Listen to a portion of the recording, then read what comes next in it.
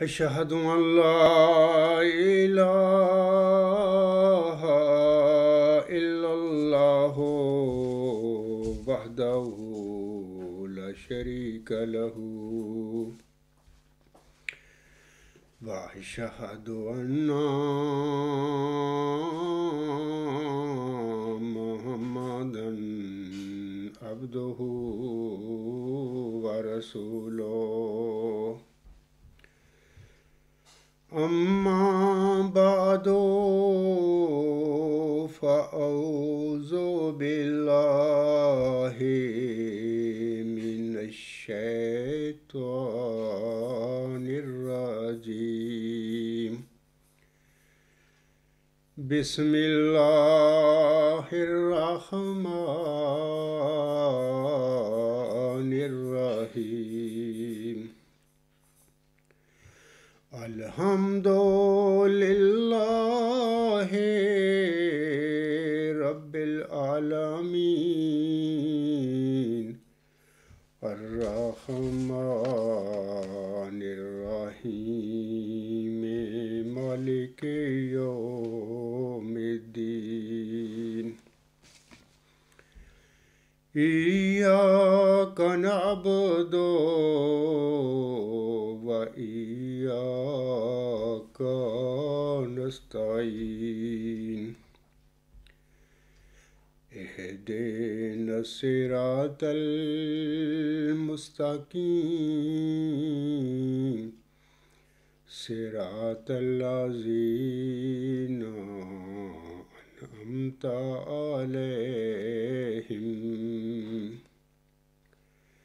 صراط الذين أنعمت عليهم غير المغضوب عليهم ولا الضالين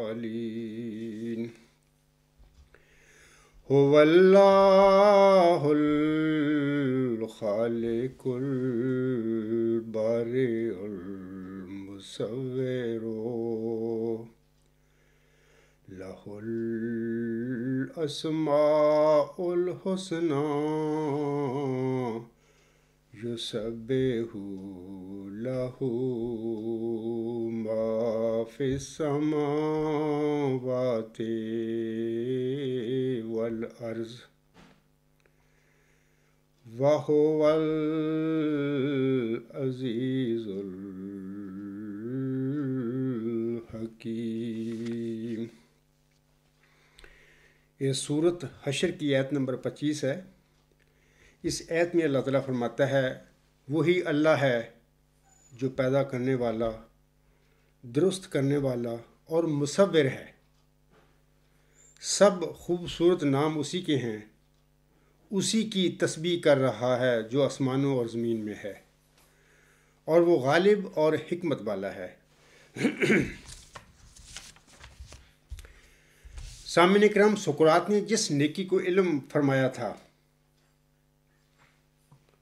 خاکسار گزشتہ 4 عنوانوں یعنی نیکی کیا ہے، نیکی کے چہرے، نیکی اور مظہر، اور زمان اور مکان اور نیکی، ان 4 عنوانوں کے تحت اپنے 6 لیکچروں میں نیکی کی ماہیت پر کافی روشنی ڈال چکا ہے۔ سقراط نے نیکی یا ایریٹے کا لفظ نیک کام یا نیک فعل کے مفہوم میں استعمال نہیں فرمایا تھا، بلکہ نیکی اور علم کے الفاظ اس نے غائی نیکی اور غائی علم کے مفہوم میں استعمال فرمائے تھے، اور یہ غائی نیکی اعلیٰ انتہائی ہمگیر حق ہے، یعنی it is supreme ultimate universal truth ہے۔ آج نیکی کی ماہیت کے حوالے سے آخری اور 5ویں عنوان یعنی نیکی کی صفات پر خاکسار اپنی گزارشات آپ سب کے سامنے پیش کرے گا۔ وما توفیقی الا باللہ العلی العظیم۔ جیسا کہ مبارک سجدہ سے اٹھنے کے بعد اگلے دن نماز مغرب کے بعد خاکسار پر ورچوئس گاڈ کا الہام نازل ہوا تھا۔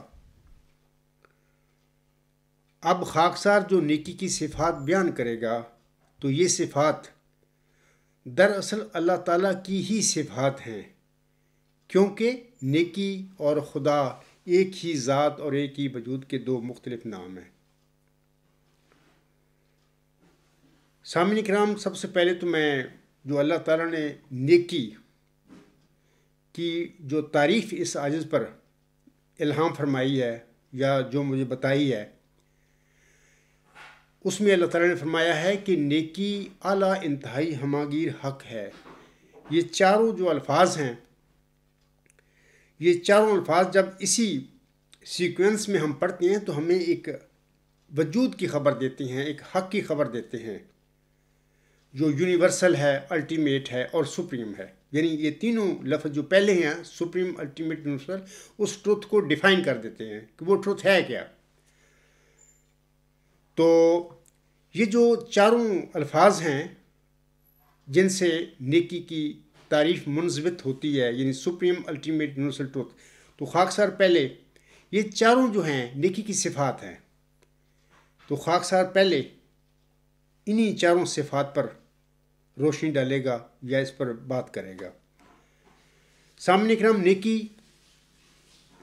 یعنی ایریٹے اعلیٰ ہے، یعنی سپریم ہے، جیسے کہ تعریف میں پہلا لفظ یہ آتا ہے کہ supreme, ultimate, universal truth, supreme. اور اللہ تعالیٰ بھی فرماتا ہے قرآن کریم میں کہ سبح اسما ربک الاعلیٰ، یہ سورۃ اعلیٰ کی آیت نمبر 2 ہے۔ اس میں اللہ تعالیٰ فرماتا ہے اپنے اعلیٰ رب کے نام کا بے عیب ہونا بیان کر۔ اسی طرح اللہ تعالیٰ سورۃ البقرہ کی آیت نمبر 256 میں فرماتا ہے وَهُوَ الْعَلِيُّ الْعَظِيمُ، اور وہ یعنی اللہ تعالیٰ اعلیٰ اور عظمت والا ہے۔ دوسرا جو نیکی کی ڈیفینیشن میں لفظ آتا ہے سپریم کے بعد، وہ الٹیمیٹ ہے۔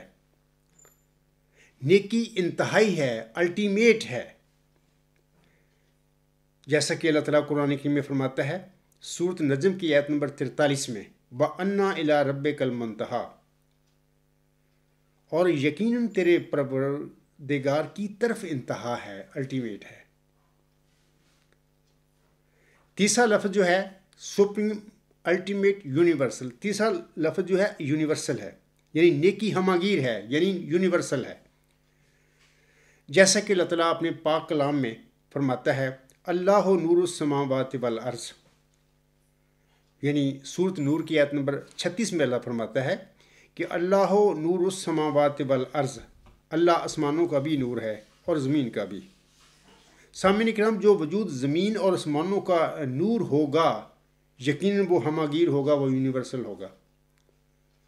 تو کوئی پرٹیکل وجود تو ہو ہی نہیں سکتا زمین اور آسمانوں کا نور، زمین اور آسمانوں کا نور بلا شبہ جو ہوگا وہ یونیورسل ہوگا، وہ ہماگیر ہوگا۔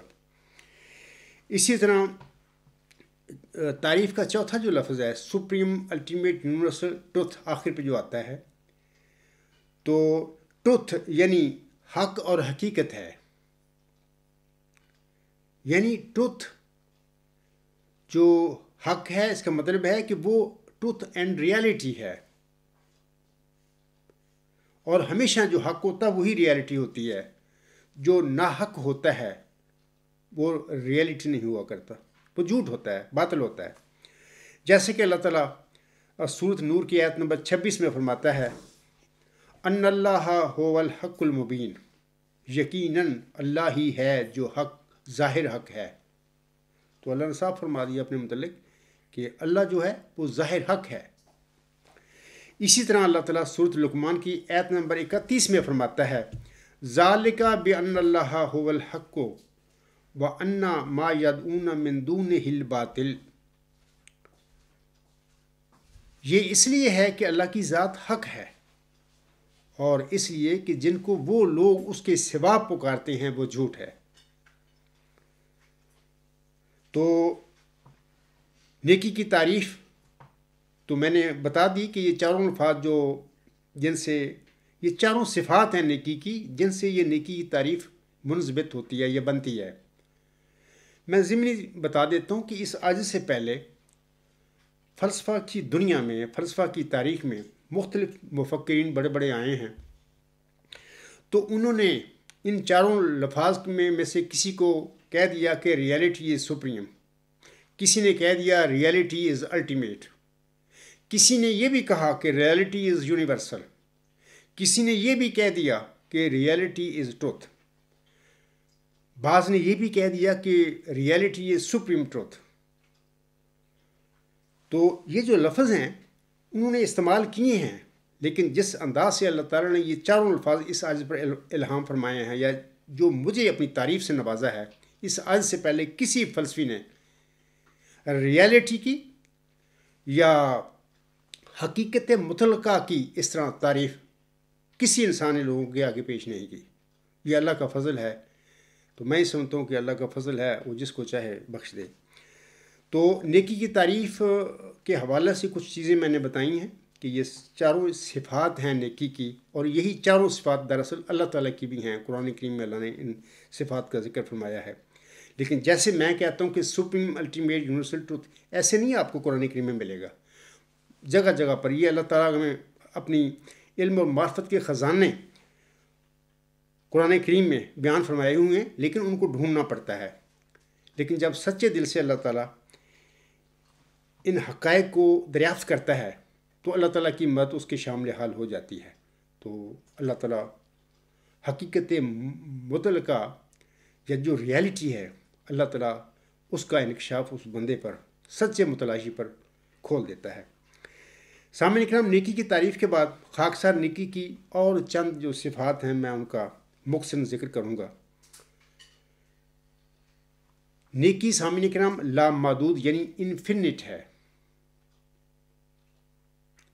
لامحدود سامعین کرام وہ ہوتا ہے جس کی کوئی حد نہیں ہوتی، جیسے کہ انگلش میں کہتے ہیں نا کہ infinite means but having no limits or boundaries in time, space, extent or magnitude۔ تو نیکی جو ہے وہ انفینٹ ہے، وہ کوئی خاص کوئی شے نہیں ہے، کوئی پرٹیکولر شے یا کوئی محدود چیز نہیں ہے، وہ انفینٹ ہے۔ جیسا کہ اللہ تعالیٰ سورۃ انعام کی آیت نمبر 104 میں فرماتا ہے، لا تدرکہ الابصار وہو یدرک الابصار وہو اللطیف الخبیر۔ نظریں اس تک نہیں پہنچ سکتی لیکن وہ نظروں تک پہنچتا ہے اور وہ لطیف اور خبیر ہے۔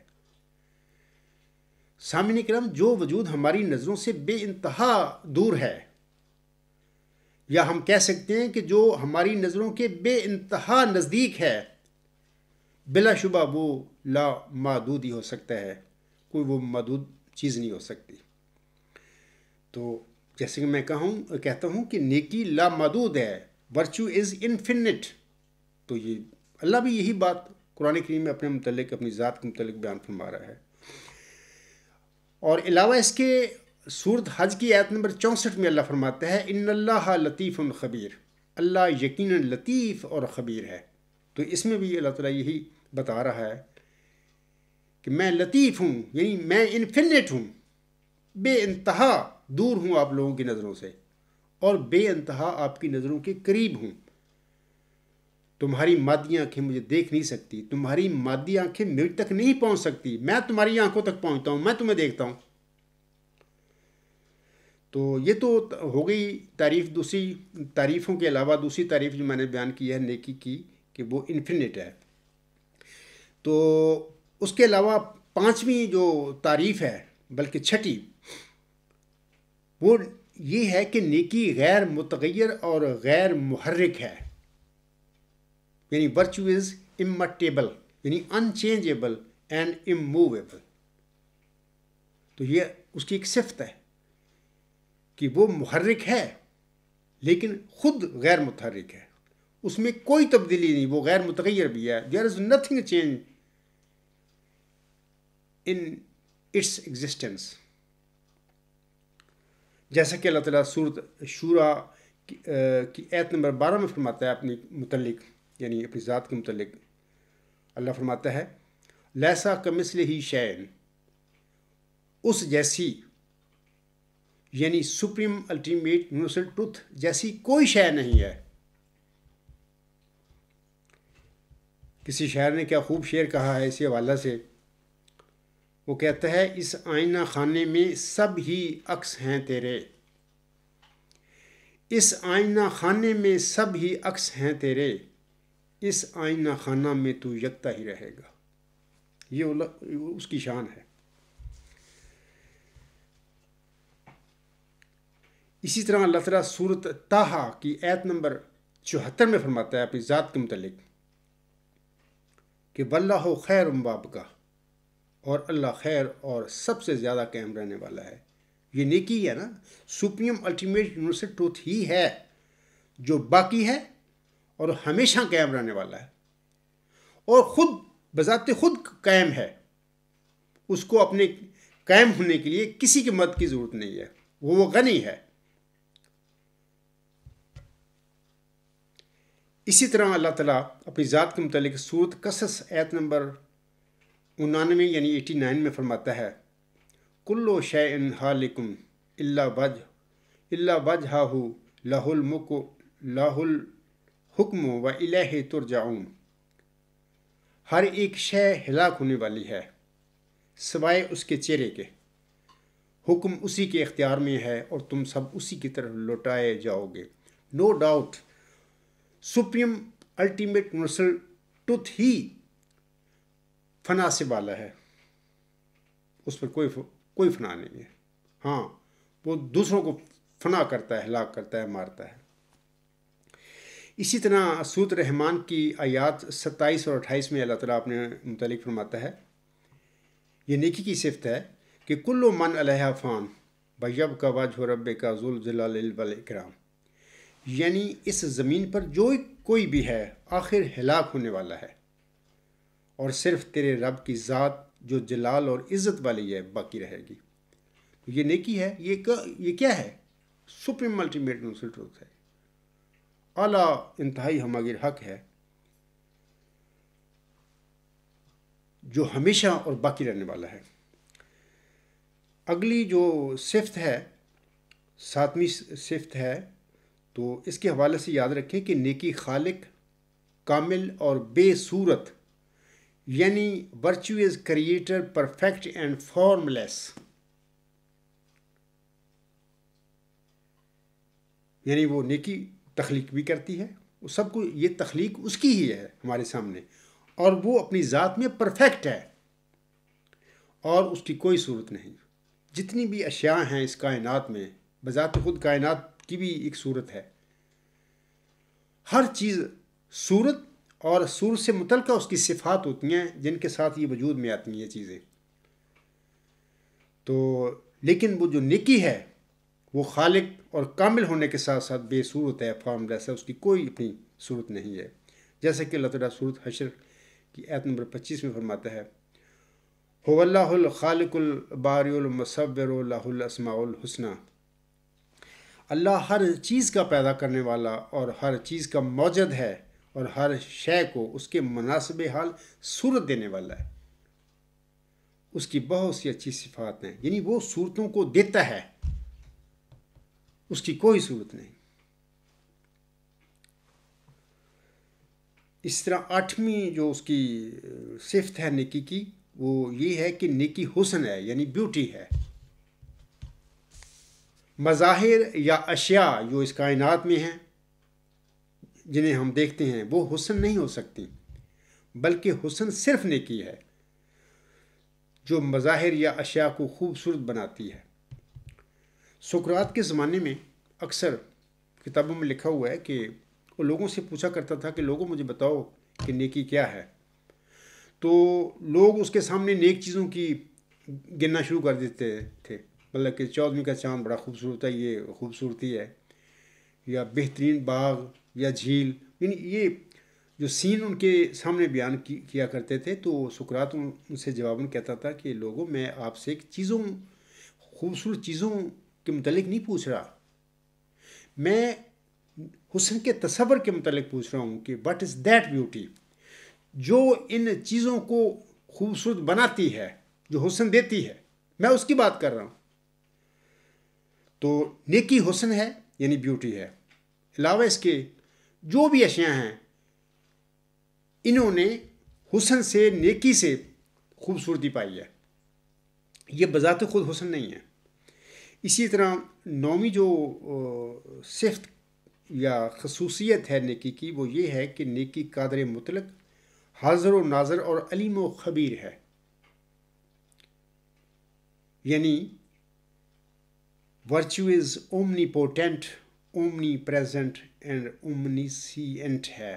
یعنی وہ صفات ہیں اس کی، یعنی وہ قادر مطلق ہے، حاضر و ناظر ہے اور علیم و خبیر ہے. جیسا کہ اللہ تعالیٰ، یعنی یہ جو میں نیکی کی صفات بیان کر رہا ہوں یہی اللہ تعالیٰ کی صفات ہیں. مثلا اللہ فرماتا ہے سورۃ ہود کی آیت نمبر 67 میں، انا ربا کا هو القوی العزیز، یقیناً تیرا رب ہی قوت والا اور غلبہ والا ہے. اسی طرح اللہ سورۃ حج کی آیت نمبر 7 میں فرماتا ہے وَأَنَّهُ عَلَىٰ كُلِّ شَيْءٍ قدیر، اور یقیناً وہ ہر شے پر قادر ہے، یعنی وہ اومنی پوٹینٹ ہے. اسی طرح اللہ تعالیٰ فرماتا ہے، یہ سورۃ حدید کی آیت نمبر 5 ہے، وَهُوَ مَعَكُمْ أَيْنَمَا كُنتُمْ وَاللَّهُ بِمَا تَعْمَلُونَ بَصِيرٌ، اور تم جہاں بھی جاؤ وہ تمہارے ساتھ رہتا ہے اور اللہ تمہارے اعمال سے خوب واقف ہے. اے میرے احمدی اور مسلمان اور دوسرے مسلمان بھائیوں، غور کرو، فکر کرو کہ اللہ فرماتا ہے اور تم جہاں بھی جاؤ وہ تمہارے ساتھ رہتا ہے. وہ کیا وجود ہے، وہ کیا ذات ہے جو جہاں بھی تم جاتی ہو وہ تمہارے ساتھ رہتا ہے. یہ اللہ کا فرمان ہے نا. سورۃ حدید کی آیت نمبر 5 ہے. اللہ فرماتا ہے وَهُوَ مَعَكُمْ أَيْنَمَا كُنتُمْ وَاللَّهُ بِمَا تَعْمَلُونَ بَصِيرٌ، اور تم جہاں بھی جاؤ وہ تمہارے ساتھ رہتا ہے. غور کرو، فکر کرو. یقیناً ایک ہی وجود ہے، وہ ہے اعلیٰ انتہائی ہماگیر حق، وہ ہے سپریم الٹیمیٹ یونیورسل ٹروتھ، جو جہاں بھی تم جاتے ہو وہ تمہارے ساتھ ہوتا ہے. تو یہی اس کا ذاتی باری تعالیٰ کا عرفان ہے. اسی طرح اللہ تعالیٰ سورۃ انعام کی آیت نمبر 74 میں فرماتا ہے عالم الغیب والشہادۃ وہو الحکیم الخبیر، وہ پوشیدہ اور ظاہر کا جاننے والا ہے، وہ حکیم اور خبیر ہے. تو یہ سامعین کرام میں نے یہاں پر نیکی کی یعنی سپریم الٹیمیٹ یونیورسل ٹروتھ کی 9 صفات کا ذکر کیا ہے. 9 ہیں یا 10 ہیں، بہرحال یہ ذکر کیا ہے. سامعین کرام چونکہ نیکی علم ہے اور سقراط کا تصور ہے، یہ نیکی علم ہے، یہ تصور علم ہے سقراط کا. نیکی اور علم کی حقیقت کی تلاش میں ہی خاکسار پر ورچوئس گاڈ کا الہام ہوا تھا یا الہامی نظریہ الہام ہوا تھا. اب خاکسار سقراط کے حوالہ سے چند نامی مفکروں اور دانشوروں کی چند بیانات کا آپ سامعین کے آگے ذکر کرنا چاہتا ہے، اور مقصد یہی ہے میرا کہ آپ لوگوں کو بتاؤں کہ ان بڑے بڑے مفکرین نے سقراط کے متعلق کیا تاریخ فلسفہ میں بیان کیا ہوا ہے. یہ باتیں اس لیے ضروری ہیں کہ تاکہ ہم صحیح طریقے سے سقراط کی شخصیت کو سمجھ سکیں وہ کیا تھا. تو سب سے پہلے میں ایک انگریز مفکر اور میتھمیٹیشین برٹرنڈ رسل کا ایک اقتباس آپ لوگوں کے آگے پیش کرنا چاہتا ہوں. اور بڑے مشہور میتھمیٹیشین اور مفکر ہیں انگلینڈ کے، اور لمبی عمر انہوں نے پائی ہے. انہوں نے ایک کتاب لکھی ہے ہسٹری آف ویسٹرن فلاسفی. اپنی اس کتاب کے پیج نمبر 89 صفحہ نمبر 99 پر جناب برٹرنڈ رسل لکھتے ہیں سقراط کے حوالے سے. وہ لکھتے ہیں Socrates is a very difficult subject for the historian. There are many men concerning whom it is certain that very little is known, and other men concerning whom it is certain that a great deal is known. But in the case of Socrates, the uncertainty is as to whether we know very little or a great deal. He was undoubtedly an Athenian citizen of moderate means, who spent his time in disputation and taught philosophy to the young, but not for money, like the sophists. He was certainly tried, condemned to death, and executed in 399 before Christ at about the age of 70.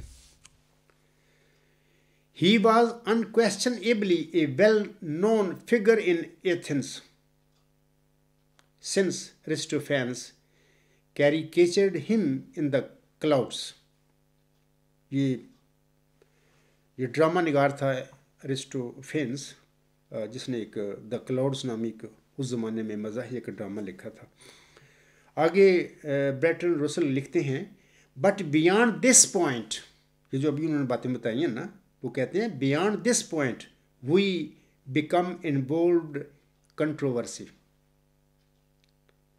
Two of his pupils, Xenophon and Plato, wrote voluminously about him, but they said very different things. ये तो अंग्रेज़ी के अल्फाज हैं जो जनाब Bertrand Russell ने लिखे हैं अपनी हिस्ट्री ऑफ वेस्टर्न फ़िलासफ़ी, उसके सफ़ा नंबर 89 पर ये अल्फाज हैं. तो मैं जो लोग, मेरे बहन भाई बाज़ लोग नहीं जानते अंग्रेज़ी को, तो मैं चाहता हूँ कि उनका ये तर्जुमा भी मैं इन अल्फाज का पढ़ कर उन लोगों को सुना दूँ. बर्ट्रैंड रसल लिखते हैं कि सुकरात मुअर्रिख के लिए एक बहुत मुश्किल मौजू है. बहुत सारे लोग होते हैं जिनके मुतल्लिक ये यकीन होता है कि उनके मुतल्लिक बहुत कुछ मालूमात होती हैं, और बाद दूसरे लोग ऐसे होते हैं कि उनके मुतल्लिक बहुत कुछ इल्म होता है. लेकिन सुकरात के हवाले से गैर यकीनी ऐसी है कि नहीं कह सकते कि उसके मुतल्लिक हम बहुत ही कम जानते हैं या कि बहुत ही ज़्यादा जानते हैं. बिला शक व शुबा वो दरमियाने तबके से ताल्लुक़ रखने वाला एक यूनानी शाही था. वो नौजवानों से बहस व मुबासा और फ़लसफ़ा पढ़ाने में वक्त गुजारता था, लेकिन सोफिस्ताइयों की तरह पैसों के लिए नहीं ये काम करता था. वो फ्री पढ़ाता था. उस पर यकीनी तौर पर मुकदमा चला था और उसे सज़ाए मौत दी गई थी, और 399 BC यानी ईसा अलैहिस्सलाम से पहले 399 में वो 70 साल की उम्र में सज़ाए मौत दिया गया था. वो यकीनी तौर पर एथेंस का एक मशहूर आदमी था, क्योंकि अरिस्टोफेन्स ने अपने मज़ाहिया ड्रामे बादर में उसकी मुज़हका खेज़ तस्वीर कशी की थी. इसके बाद वो कहते हैं, बर्ट्रैंड रसल कहते हैं, इसके बाद हम कीलो काल यानी मुबासा मनाशरा में दाखिल हो जाते हैं. यानी कोई कुछ कहता है उसके मुतालिक, कोई कुछ कहता है. मैं डिफरेंट लोगों के नज़रियात हैं, आज तक ये बहस चली हुई है.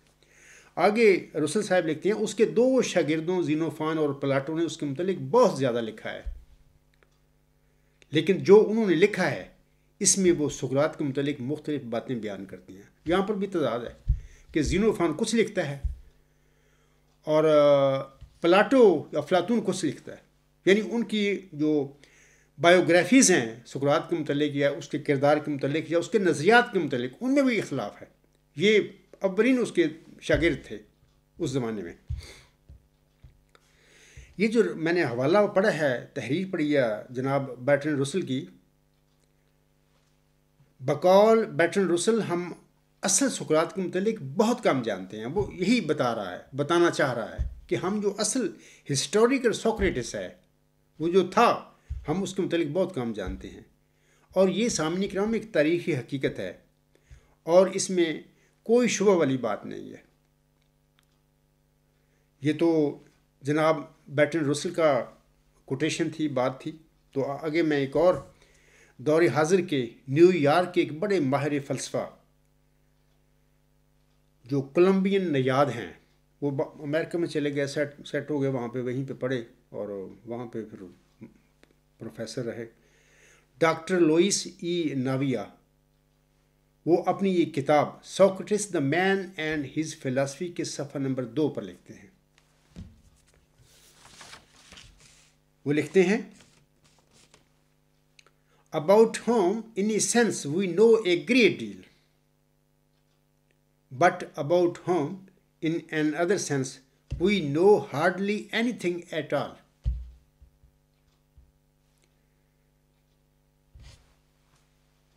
پروفیسر صاحب یعنی لوئس ناویا صاحب لکھتے ہیں یعنی سقراط کے متعلق ایک مفہوم میں ہم بہت کچھ جانتے ہیں، جبکہ ایک دوسرے مفہوم میں ہم اس کے متعلق شاید ہی کچھ جانتے ہیں. یہ بھی اسی یعنی رسل کی وہ جو سٹیٹمنٹ ہے یا اس کا نقطہ نظر تھا اس کی یہ بھی تائید کر رہا ہے.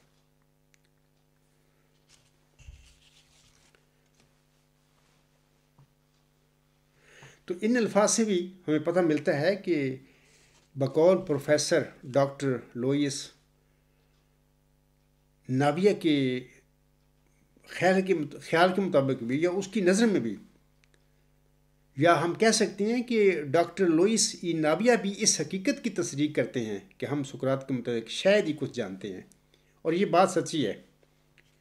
انشاءاللہ تعالیٰ جب میں اپنے اس لیکچر کے آخر تک پہنچوں گا بتاتے بتاتے آپ لوگوں کو آپ کو بھی یقین ہو جائے گا کہ واقعی یہی بات ہے. اب میں تیسرے نامی جو ماہر فلسفہ ہیں میں اس کی ایک کوٹیشن کی طرف آتا ہوں. یہ یونانی نژاد تھے، اب بہت ہو چکے ہیں یہ بھی. یہ پروفیسر گریگوری ولسٹاس تھے. یہ پرنسٹن یونیورسٹی میں پڑھاتے رہے ہیں، آخر پہ غالباً ہیڈ آف ڈپارٹمنٹ تھے وہاں پہ، وہیں پہ ریٹائر ہوئے تھے. وہ اپنی کتاب the philosophy of Socrates a collection of critical essays کے صفحہ 4 پر لکھتے ہیں. وہ لکھتے ہیں we find a man who is all paradox. Other philosophers have talked about paradox. Socrates did not. The paradox in Socrates is Socrates. Professor Gregory Vlastos کے الفاظ کا ترجمہ اس طرح ہے سامعین کرام. میں یہ بھی بتا دیتا ہوں کہ میں کوئی پروفیشنل ترجمان یا ٹرانسلیٹر نہیں ہوں. میں نے جلدی میں یہ باتیں لکھ کے ان کی انگریزی کے ترجمے کیے ہیں، لیکن میں اصل الفاظ جو ہیں ان کتابوں کے پڑھ رہا ہوں انگریزی میں. تو ترجمہ تو میں ان لوگوں کے لیے پڑھ رہا ہوں جو انگریزی نہیں جانتے. تو اگر کوئی ترجمے میں میرے، کیونکہ میں کوئی پروفیشنل ترجمان نہیں ہوں، اگر کوئی کمی بیشی ہو تو مجھے معاف کر دینا. اصل جو انگریزی الفاظ ہیں کتابوں کے وہ میں پڑھ رہا ہوں پہلے، پھر ترجمہ تو میں ان لوگوں کے لیے پڑھ رہا ہوں جو انگریزی نہیں جانتے. یہ پروفیسر ولسٹاس کے الفاظ کا ترجمہ اس طرح ہے کہ ہمیں ایک ایسے انسان کا پتہ ملتا ہے جو مکمل طور پر پیراڈاکس ہے. دیگر فلاسفہ نے پیراڈاکس کے متعلق بات کی ہے، سقراط نے نہیں. سقراط بذات خود ایک پیراڈاکس ہے. یہ پیراڈاکس جو الفاظ ہے نا، کسی ایسی سٹیٹمنٹ، کسی ایسی پریپوزیشن کے متعلق ہم کہتے ہیں جو دراصل بظاہر تو محمل ہو لیکن دراصل سچی بات ہو.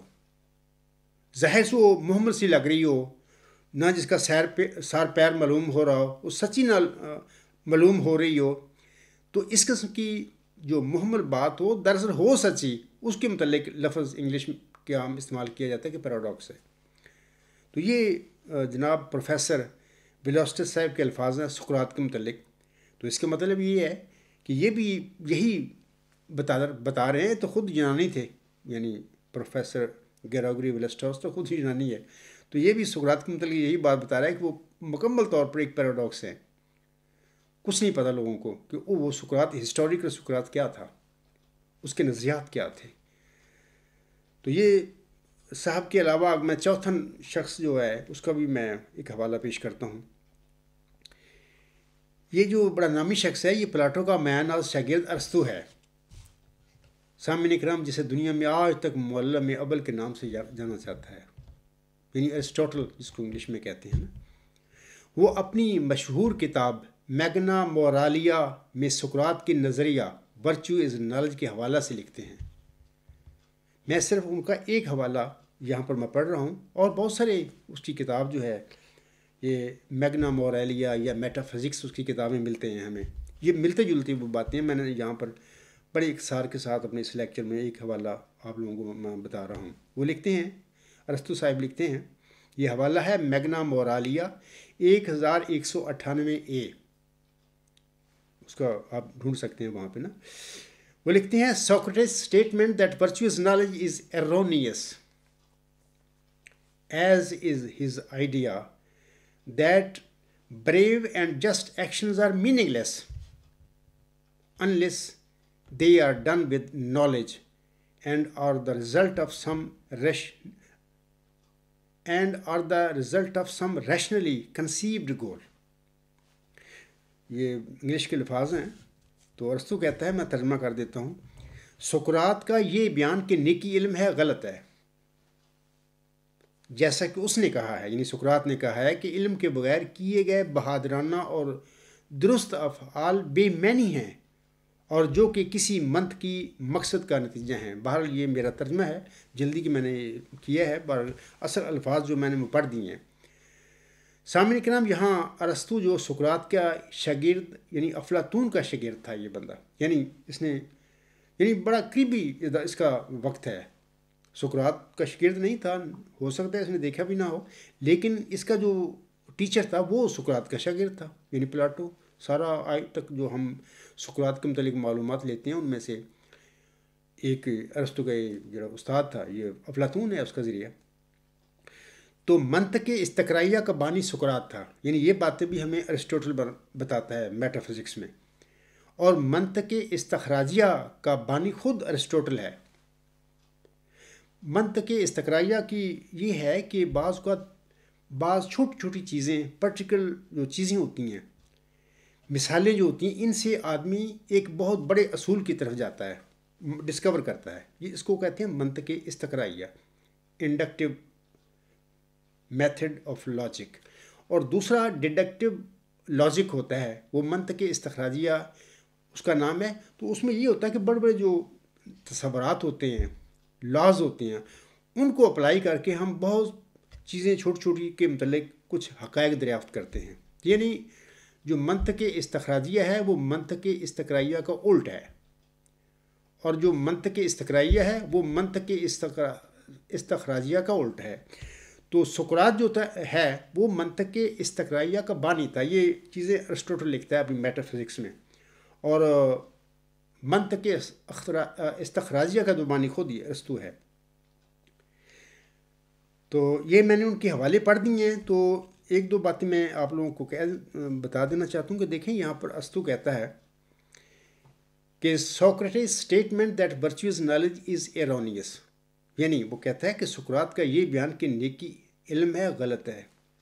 آگے چل کے میں بتاؤں گا آپ لوگوں کو کہ دیکھیں یہ باتیں ہوتی ہیں کہ بہت یہ معلم اول اس کو کہا جاتا ہے. آج تک تاریخ فلسفہ میں پوری دنیا کے علم و حکمت میں مشہور انسان ہے، اور باقی میں نے بھی اس کو اسٹڈی کیا ہے.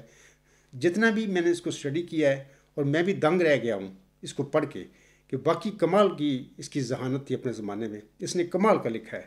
اور آج تک میں سمجھتا ہوں کہ یہ جو فلسفہ ہے یہ گریک فلسفی ہے چلی آ رہی ہے. ماڈرن فلسفی جو ہیں فلاسفر ہیں، انہوں نے کچھ زیادہ اس میں کوئی تھوڑی بہت تبدیلیاں انہوں نے کی ہیں. باقی مین جو ہے چلا آ رہا فلسفہ وہ گریک فلسفی چلی آ رہی ہے. تو یہ شخص بھی سقراط کے اس اسٹیٹمنٹ کو یعنی ورچوئس نالج کو ایرونیس کہہ رہا ہے، غلط کہہ رہا ہے، جبکہ میں بتاتا ہوں کہ یہ بالکل سچی بات ہے. یہ پیراڈاکس ہے، یہ سچی ہے. تو یہی کام تو اللہ نے مجھے بتایا ہے، یہی تو انکشافات اس عاجز پر اللہ نے کی ہیں سقراط کی اسٹیٹمنٹ کے متعلق، ورچوئس نالج کے متعلق کہ اس کی حقیقت کیا ہے. وہی تو میں بتا رہا ہوں. یہ ورچوئس گاڈ اسی کی ڈیولپمنٹ ہے، ورچوئس نالج کی. تو اسی میں یعنی ورچو از نالج کی مہید کھلتی ہے، اور وہ وہی میں کھول رہا ہوں لوگوں کے آگے.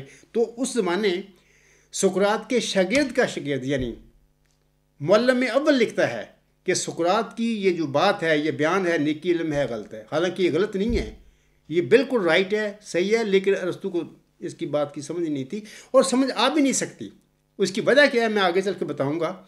تو یہ چیزیں اللہ تعالیٰ کے اختیار میں ہوتی ہیں، یہ اللہ کا علم ہے. تو جس کو چاہے پھر بخش دے. تو آگے انشاءاللہ ذرا زیادہ تفصیل سے میں بتاؤں گا ان باتوں کو کہ کیا وجہ ہے کہ ارسطو نے سقراط کی اس سٹیٹمنٹ کو غلط کہا ہے، جبکہ یہ بالکل ایبسولوٹلی ٹروتھ ہے یہ. تو اگلا میں پھر ارسطو کا یہ ایک سٹیٹمنٹ ہے، وہ ایک اقتباس سے میں پڑھ کر سنانا چاہتا ہوں لوگوں کو. ارسطو اپنی مشہور میٹا فزکس میں سقراط کے یونیورسل یا ڈیفینیشنز کے حوالے سے لکھتے ہیں.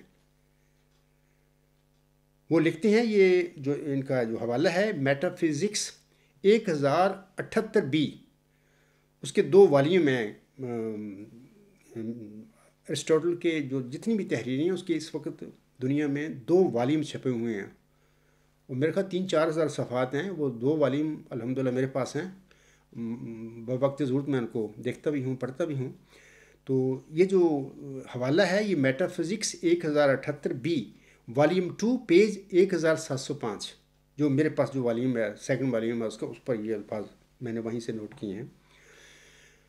ارسطو لکھتا ہے کہ but Socrates did not make the universals اور دا ڈیفینیشنز ایگزسٹ اپارٹ.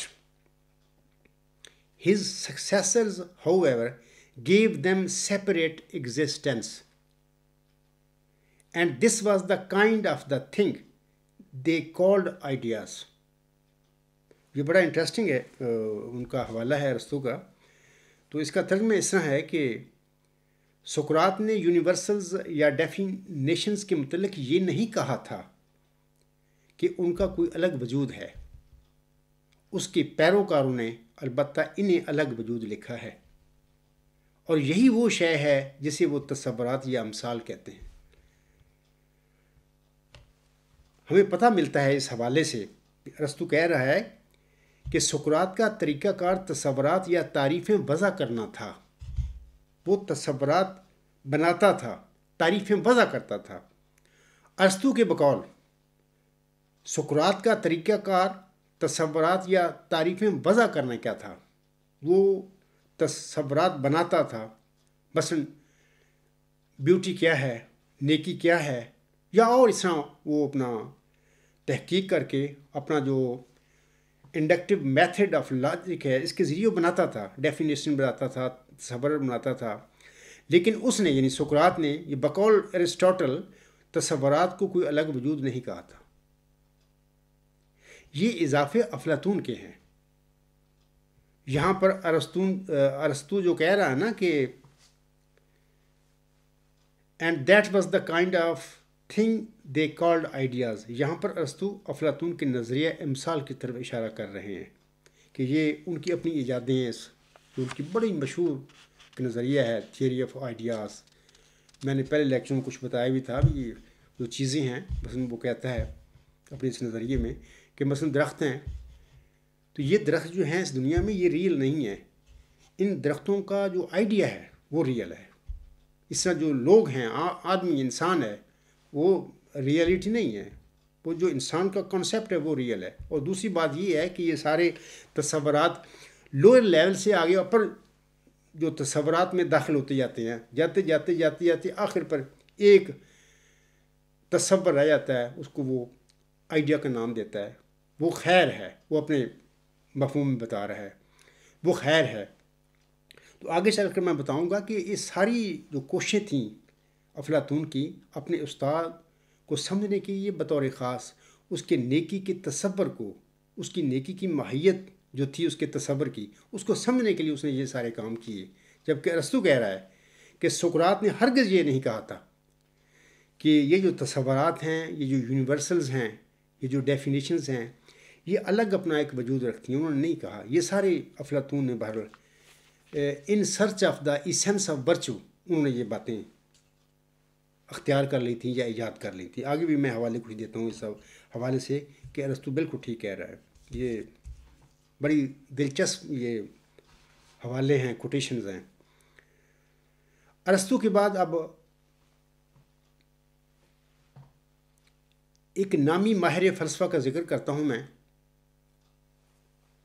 اور وہ ہیں پروفیسر سٹیج صاحب.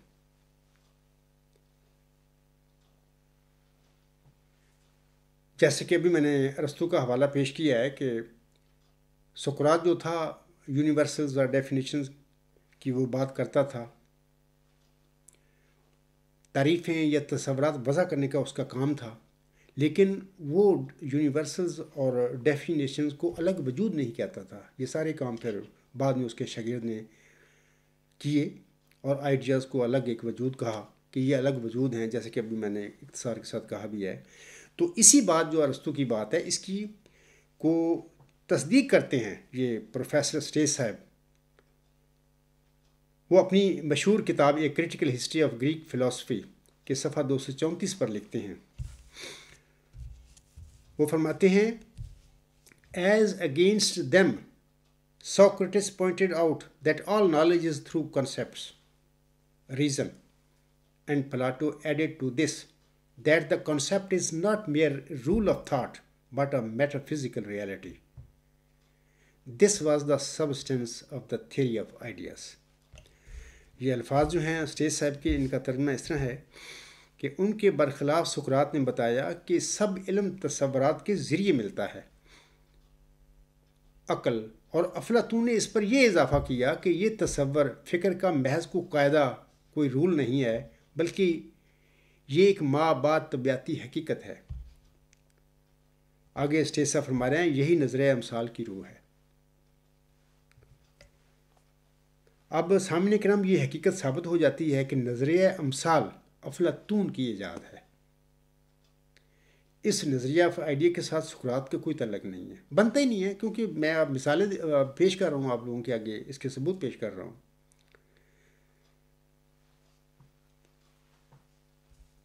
اور میں یہ بھی بتا چکا ہوں کہ یہ جو سارے کام افلاطون سے ہوئے یا انہوں نے کیے، اپنے استاد کا جو تصور تھا، کنسیپٹ تھا نیکی کا، اس کی ماہیت کو ڈھونڈنے کے لیے، اس تک پہنچنے کے لیے اس نے یہ سارے کام کیے، یہ نظریے پھر انہوں نے ایجاد کیا. بہرحال یہ ان کی کوشش تھی جو کہ درست نہیں ہے. آخر پہ میں آپ لوگوں کو بتاؤں گا.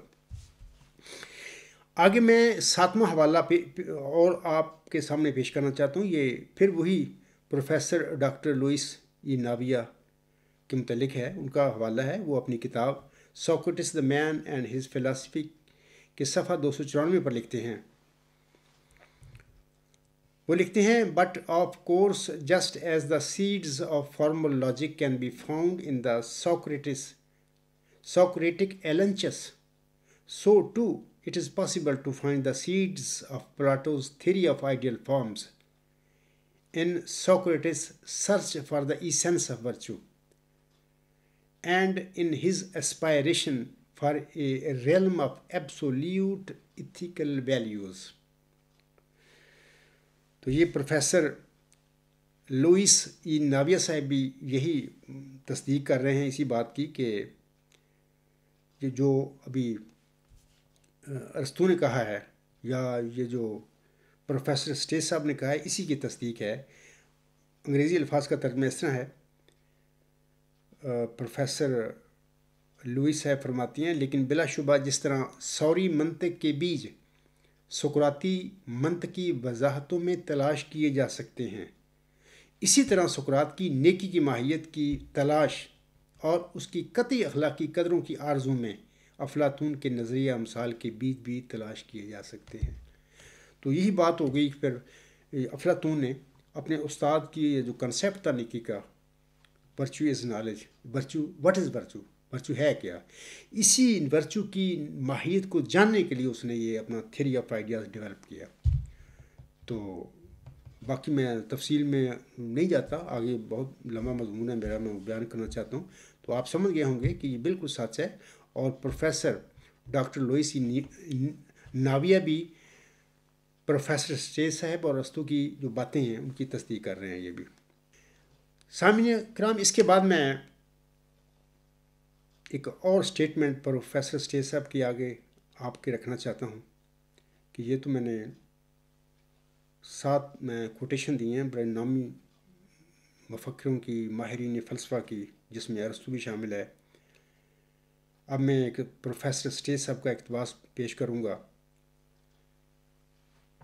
وہ لکھتے ہیں اپنی کتاب کے یعنی ایک critical history of Greek philosophy کے صفحہ 151 پر لکھتے ہیں. ان کا لکھنے کا جو خلاصہ ہے، جو بتانا چاہتے ہیں، وہ یہ ہے کہ فکر کی تحریک 3 مراتب پر مشتمل ہوتی ہے. یہ اس حوالہ میں یہ بات آئے گی. وہ لکھتے ہیں The movement of thought exhibits three stages. The first stage is positive belief, not founded upon reason. It is merely conventional belief. At the second stage, thought becomes destructive and skeptical. It denies what was affirmed in the previous stage. The third stage is the restoration of positive belief, now founded upon the concept, upon the reason, and not merely upon custom. تو یہ بڑی زبردست اور حکیمانہ بات اس شخص نے کی ہے، اور ویسے ہی ہوتا ہے جیسے کہ انہوں نے بتایا نا کہ فکر کی تحریک 3 مراتب پر مشتمل ہوتی ہے. بالکل اگر آپ دیکھیں سوچیں، فلسفہ کی تاریخ لے لیں یا کوئی اور مذہبی کو تحریک لے لیں، آپ کو یہی چیزیں ملیں گی وہاں پر. تو یہ ترجمہ ان الفاظ کا پروفیسر اسٹیج صاحب کا اس طرح ہے کہ وہ فرماتے ہیں فکر کی تحریک 3 مراحل پر مشتمل ہوتی ہے. پہلے مرحلہ پر یہ مثبت عقیدہ ہوتا ہے جس کی بنیاد عقل پر نہیں ہوتی. یہ محض ایک روایتی عقیدہ ہوتا ہے. دوسرے مرحلہ پر فکر تخریبی اور شکی بن جاتا ہے. پہلے مرحلہ پر تسلیم شدہ باتوں کا یہ انکار کر دیتا ہے. تیسرا مرحلہ مثبت عقیدہ کی بحالی.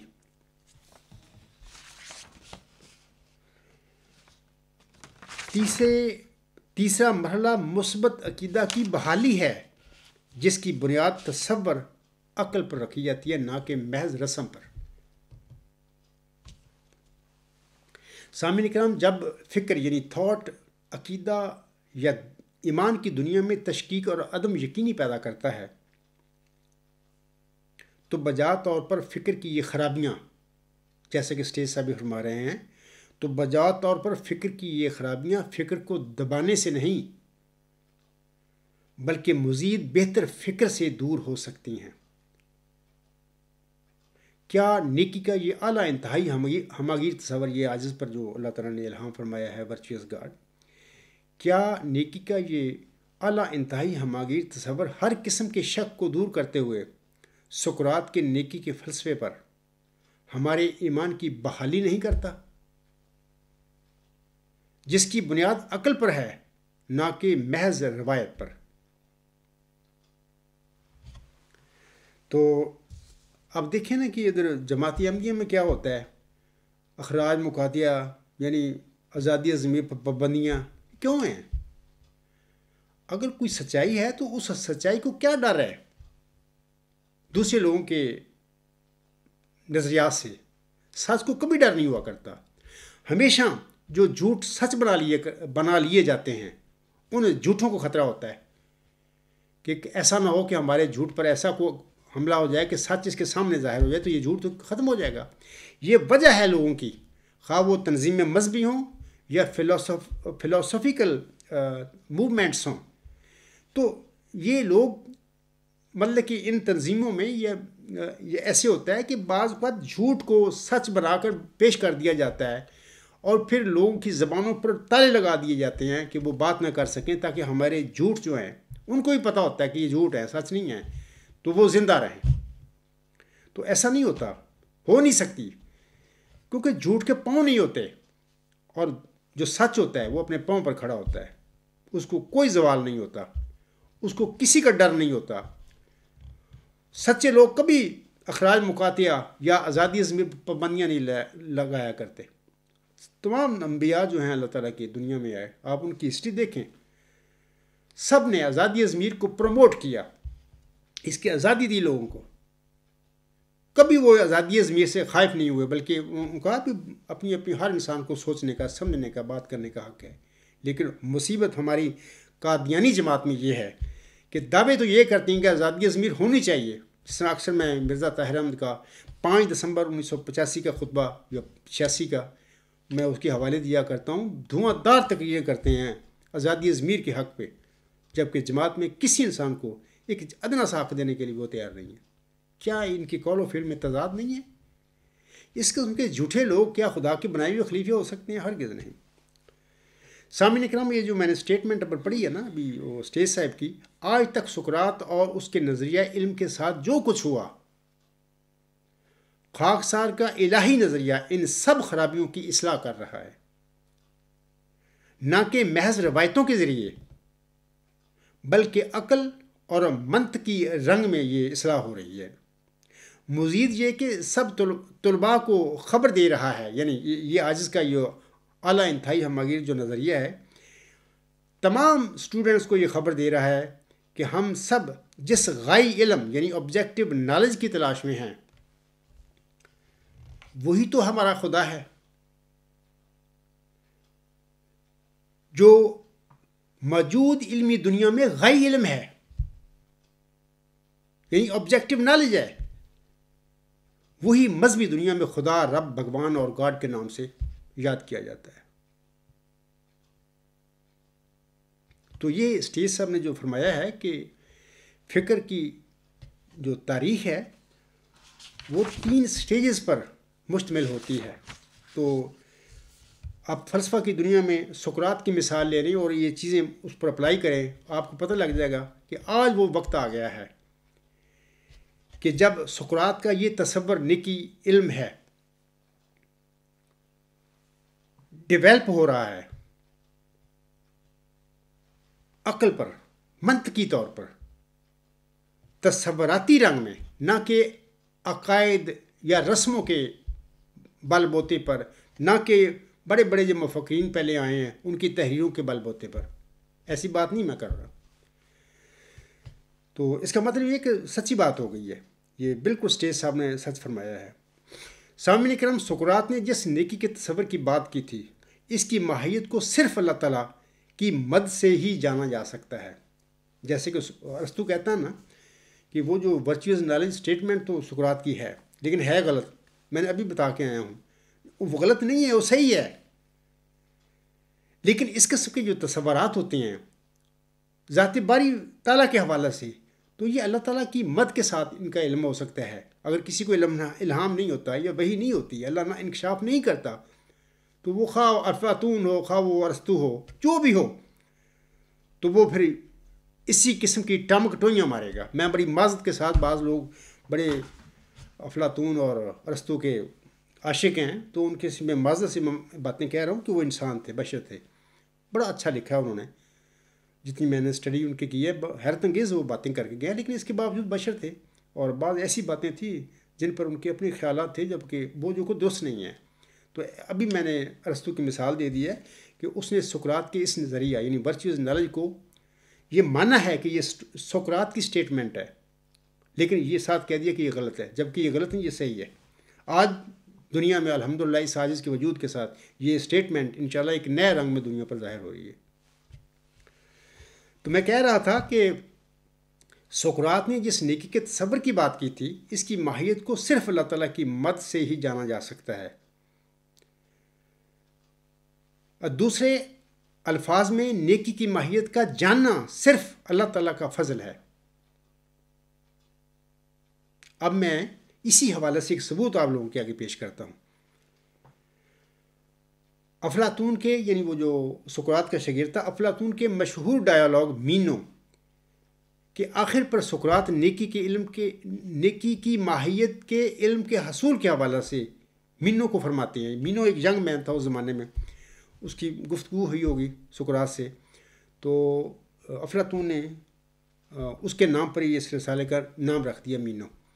تو یہ ایک رسالہ ہے، یہ میرے پاس چھوٹی سی کتابچہ ہے، اس میں 2 افلاطون کے جو رسالے ہیں، ایک پروٹوگوراس اور دوسرا مینو، یہ دونوں کمبائنڈ ہیں اس میں چھوٹے سے رسالے میں۔ تو یہ مینو وہ ینگ مین کا نام تھا جس نے سقراط کے ساتھ نیکی علم ہے کے متعلق بحث کی تھی، بات کی تھی، گفتگی تھی، اس کا سارا افلاطون نے ذکر کیا ہے۔ اسی رسالے کے آخر پر ابھی میں نے کہا نا کہ سقراط نیکی کی ماہیت کے علم کے حصول کے حوالے سے مینو کو کیا کہتے ہیں، کیا فرماتے ہیں، اس کا میں اب ذکر کرنے لگا ہوں، کیونکہ یہ عاجز بھی یہی کہتا نا کہ اللہ نے اس عاجز پر الہام فرمایا، ورچوئس گاڈ۔ میں تو نیکی اور علم کی ماہیت سمجھنے کے لیے کوششیں کرتا رہا، میں تو نہ کبھی فلسفہ پڑھا، نہ کوئی فلسفہ کو جاننے والا بندہ، میں لے مین ہوں. لیکن جب اللہ تعالیٰ نے دل میں سوال ڈال دیا تو ظاہر ہے کہ میرے ذہن نے شروع کر دیا سمجھنا، کوشش کرنا. تو یہاں سے ابتدا ہوتی ہے میرے سارے روحانی واقعہ کی. تو نیکی کی ماہیت کے علم کے حصول کے حوالے سے اپنے زمانہ میں سقراط نے کیا بیان دیا ہے، کیا کہا ہے، وہ میں آپ لوگوں کو پڑھ کر سنانا چاہتا ہوں. اس کے بعد آپ کو سمجھ آ جائے گی کہ عبدالغفار جمبا کو یہ نیکی کی ماہیت پورا چیپٹر میرے تھیسس کا دا ایسنس آف ورچو پر مشتمل ہے. 5 ٹاپک ہیں وہاں پر. What is virtue, faces of virtue, virtue and phenomenon, time space and virtue, properties of virtue. یہ 5 عنوان پر وہ پورا چیپٹر مشتمل ہے. تو یہ نیکی کی ماہیت ہے.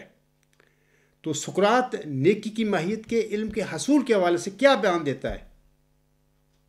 تو اس کے متعلق افلاطون لکھتے ہیں اپنے جو رسالہ ہے مینو، وہ لکھتے ہیں، یہ کتاب چاہے میرے پاس ہی ہے، Protagoras and Meno translated by WKC Guthrie, page 156 and 157. افلاطون اس طرح لکھتا ہے کہ Socrates, I cannot help that. We will talk to him some other time. If all we have said in this discussion and the questions we have asked have been right, virtue will be acquired neither by nature nor by teaching. Whoever has it gets it by divine dispensation. یہ یاد رکھیں، نیکی کی ماہیت کا اصول پتہ لگنا divine dispensation ہے. یہ لفظ استعمال ہو رہے ہیں. Without taking thought, unless he be the kind of statesman who can create another like himself. Should there be such a man, he would be among the living. Practically, what Homer said, Tiresias was among the dead. When he described him as the only one in the underworld who kept his wits, the others are mere fleeting shades. Where virtue is concerned, such a man would be just like that, a solid reality among the shadows. آگے مینو کہتا ہے، مینو that is finely put Socrates. آگے پھر سقراط کہتا ہے، on our present reasoning, then whoever has virtue gets it by divine dispensation. But we shall not understand the truth of the matter until before asking how men get virtue, we try to discover what virtue is in and by itself. تو یہ الفاظ ہیں، یہ آخر پہ مینو رسالہ ہے، اس پہ آتے ہیں. تو میں اس کا ترجمہ بھی کر دیتا ہوں اپنے ان دوستوں کے لیے جو انگلش نہیں جانتے. ان کا ترجمہ اس طرح الفاظ کا، سقراط، میں اس کی مدد نہیں کر سکتا، ہم کسی دوسرے وقت میں اس سے بات کریں گے. اگر وہ سب جو ہم نے اس بحث میں کہا ہے اور سوالات جو ہم نے پوچھے ہیں ٹھیک ہیں، تو نیکی کا علم نہ تو فطری طور پر اور نہ ہی بذریعہ تعلیم حاصل کیا جا سکے گا. جس کسی نے بھی اسے حاصل کیا بغیر غور و فکر کے فضل الہی کے طور پر حاصل کیا. یہی میری مثال ہے، بالکل جو میرے ساتھ ہوا یہی بات ہوئی ہے. تو آگے وہ لکھتا ہے افلاطون، سقراط کہہ رہا ہے، جیسے نہ کہ وہ ایک سیاستدان کی طرح جو اپنی طرح کا ایک اور پیدا کر سکتا ہے. اگر کوئی ایسا شخص ہے تو پھر اس کو زندہ لوگوں میں ایسا کہنا پڑے گا جیسا کہ ہومر نے کہا ہے کہ مرے ہوئے لوگوں میں ٹائرسیاس اور صرف اسی کو پتہ چلتا ہے کہ وہ ہے، جبکہ دوسرے اڑتے ہوئے سائے ہیں. جہاں تک نیکی کے علم کا تعلق ہے تو ایسا شخص بالکل اس جیسا ہوگا جس طرح سایوں کے درمیان ایک مجسم حقیقت. مینو آگے کہتا ہے، سقراط نے یہ عمدگی کے ساتھ بیان کیا ہے. آگے سقراط کہتا ہے، ہماری موجودہ دلائل سے ہمارے موجودہ استدلال سے پھر جس کسی نے بھی نیکی کا علم پایا اسے یہ فضل الہی کے طور پر ملا،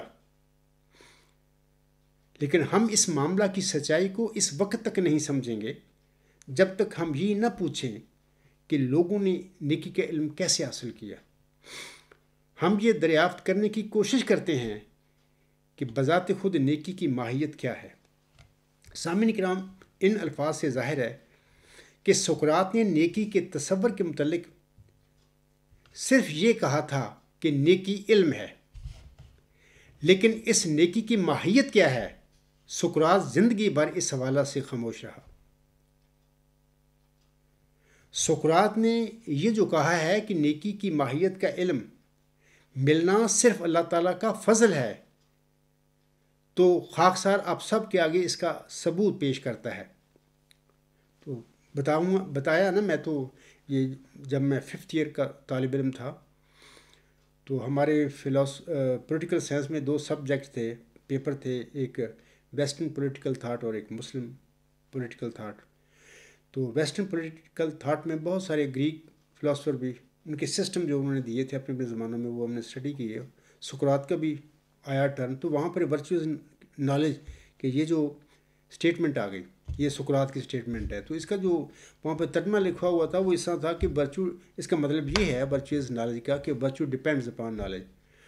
اسی وقت میرے دل میں سوال پیدا ہو گیا، تو میں یہ سمجھتا ہوں کہ بعد میں اب پتہ لگتا ہے کہ سوال اللہ نے ڈالا تھا کہ عبدالغفار یہ جو ورچو ڈپینڈز اپان نالج یہ تشریح کی جا رہی ہے، یہ درست نہیں ہے، تو اس کے پیچھے کوئی اور راز ہے۔ تو بہرحال میں جب امتحانوں سے فارغ ہو گیا تو میں نے پھر سلسلہ شروع کر دیا۔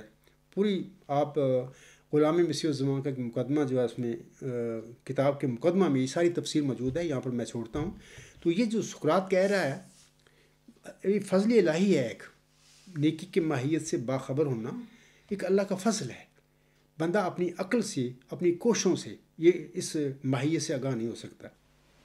یہ جو سقراط نے کہا ہے تو میں اس کا ثبوت حضرت مرزا غلام صاحب کے وجود میں آپ لوگوں کو بتاتا ہوں، اور وہ یہ کہ اللہ تعالیٰ سے انہوں نے بہت دعائیں کی اور ایک چلہ کیا انہوں نے ہوشیارپور میں۔ یہ فروری 1886 کی باتیں ہیں۔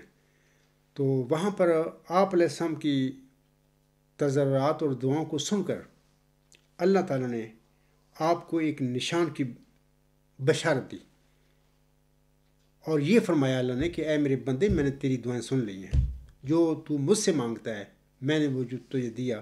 میں اس الہامی پیشگوئی جو ہے نا 20 فروری کی، میں چند لائنیں پڑھ دیتا ہوں۔ وہ اس لیے مجھے پڑھ رہی ہیں اس وقت کہ وہ جو سقراط نے کہا تھا نا اپنی زندگی میں کہ یہ جو نیکی کی ماہیت کا علم ہے نا، دا ایسنس آف ورچو، یہ صرف ڈیوائن ڈسپینسیشن ہے، یہ اللہ کا فضل ہے، اس کے ذریعے ملتا ہے انسانوں کو۔ تو اس کی پھر تصدیق آپ لوگوں کے آگے ہو جائے گی۔ اللہ تعالیٰ حضرت مرزا غلام احمد صاحب کی دعائیں سن کر ان کو مخاطب کر کے چلہ ہوشیارپور کے دوران ہی فرماتا ہے، میں تجھے ایک رحمت کا نشان دیتا ہوں، اسی کے موافق جو تو نے مجھ سے مانگا۔ سو میں نے تیری تضرعات کو سنا اور تیری دعاؤں کو اپنی رحمت سے بپایا قبولیت جگہ دی، اور تیرے سفر کو بریکٹ میں حضور السلام لکھتے ہیں جو ہوشیارپور اور لدھیانہ کا سفر ہے تیرے لیے مبارک کر دیا۔ سو قدرت اور رحمت اور قربت کا نشان تجھے دیا جاتا ہے، فضل اور احسان کا نشان تجھے عطا ہوتا ہے، اور فتح اور ظفر کی کلی تجھے ملتی ہے۔ اے مظفر تجھ پر سلام، خدا نے یہ کہا تا وہ جو زندگی کے خواہاں ہیں موت کے پنجہ سے نجات پاویں، اور وہ جو قبروں میں دبے پڑے ہیں باہر آویں۔ تو یہ مقصد سے لمبی پیشگوئیہ وقانہ امرن مقصدیہ تک۔ تو یہ میں نے کچھ سطریں پڑھی ہیں اعلامی، اس میں دیکھو اللہ تعالیٰ خود جواباً فرما رہا ہے مرزا صاحب کو کہ رحمت کا نشان میں تجھے دے رہا ہوں، یعنی کہ ایک ایسا وجود ہوگا وہ جو میری رحمت اس پر میں نازل کروں گا، اس کو میں اپنی رحمت کا نشان بنا دوں گا، اس پر رحم کروں گا، اس پر ترس کھاؤں گا، اور اس کو ایک نشان بنا دوں گا رحمت کا۔ تو دیکھیں اللہ یہ فرماتا ہے، پھر اللہ اس کو فرماتا ہے کہ قدرت، رحمت اور قربت کا نشان تو یہ دیا جاتا ہے، یعنی وہ رحمت کا نشان جو ہوگا میری قدرت اور میری رحمت اور قربت کا نشان ہوگا۔ اور پھر اللہ تعالیٰ فرماتا ہے فضل اور احسان کا نشان تو یہ عطا ہوتا ہے۔ تو یہی سقراط بھی یہی کہہ رہا ہے کہ جو دا ایسنس آف ورچو ہے، یہ نیکی کی ماہیت کا جو علم ہے، یہ تو عقل سے نہیں مل سکتا، بائی ٹیچنگ نہیں مل سکتا، بائی نیچر بھی نہیں مل سکتا. یہ تو صرف اور صرف ڈیوائن ڈسپینسیشن ہے، اللہ کا فضل ہے، اور جس کو نصیب ہو جائے. تو مرزا صاحب کو جو الہام ہوتا ہے، جو مرزا صاحب نے مانگا نشان اللہ تعالیٰ سے، یعنی دین اسلام کے غلبے کے لیے، فتح کے لیے، محمد مصطفیٰ صلی اللہ علیہ وسلم کی عظمت کے لیے جو نشان مانگا مرزا غلام صاحب نے چلہ ہوشیارپور میں، اس کے حوالے سے اللہ تعالیٰ فرماتا ہے اس کو کہ میں تجھے وہ رحمت کا نشان دیتا ہوں. اور اس کے متعلق فرمایا اللہ نے کہ فضل اور احسان کا نشان تجھے عطا ہوتا ہے. یہی بات سقراط کہہ رہا ہے. یہ مین و رسالہ پڑھیں آپ آخر پہ، تو سقراط بھی یہی کہتا ہے کہ جو نیکی کی ماہیت کا علم انسان نہ بائی ٹیچنگ سیکھ سکتا ہے کسی سے، نہ بائی نیچر میں ملتا ہے. ہاں، یہ اللہ کی عطا ہے، اس کا فضل ہے، اس کا احسان ہے. وہ اللہ جس انسان کے ساتھ چاہے اس کے شامل حال ہونا وہ کر دیتا ہے. آگے اللہ فرماتا ہے اسی وجود کے متعلق کہ فتح اور ظفر کی کلید تجھے ملتی ہے. یعنی وہ ایسا نشان ہوگا کہ اللہ نے فتح اور ظفر کو کی کلید بنا دیا اس کو، کہ جب وہ ظاہر ہوگا دنیا میں مرزا غلام صاحب کے بعد، وہ مرزا غلام صاحب کی دعاؤں کا نتیجہ ہے، تو وہ انشاءاللہ تعالی احمدیت اور دین اسلام کی غلبے اور فتح کا موجب بنے گا، اور محمد مصطفیٰ احمد مجتبیٰ صلی اللہ علیہ وسلم کی عظمت دنیا میں ظاہر کرنے والا وجود ہوگا. تبھی اللہ نے اس کو فتح اور ظفر کی کلید قرار دیا ہے. اور یہ ساری لڑائی توپ اور تلوار کی نہیں ہوگی، وہ تلوار کے ساتھ جنگ کر کے نہیں یہ کم کرے گا، بلکہ یہ نظریاتی جنگ ہوگی. یہ جہاد بالعلم ہوگا جو وہ لڑے گا دنیا میں. تو اس کے نتیجے میں انشاءاللہ تعالیٰ کہ نہ صرف دین اسلام کا غلبہ دنیا میں ہو جائے گا، بلکہ محمد مصطفیٰ احمد مجتبیٰ صلی اللہ علیہ وسلم کی عظمت میں دنیا میں زمین کے کناروں تک پھیل جائے گی، وہ دوبالا ہو جائے گی. تو اس لیے اللہ نے اس کو فتح اور ظفر کی کلید قرار دیا ہے.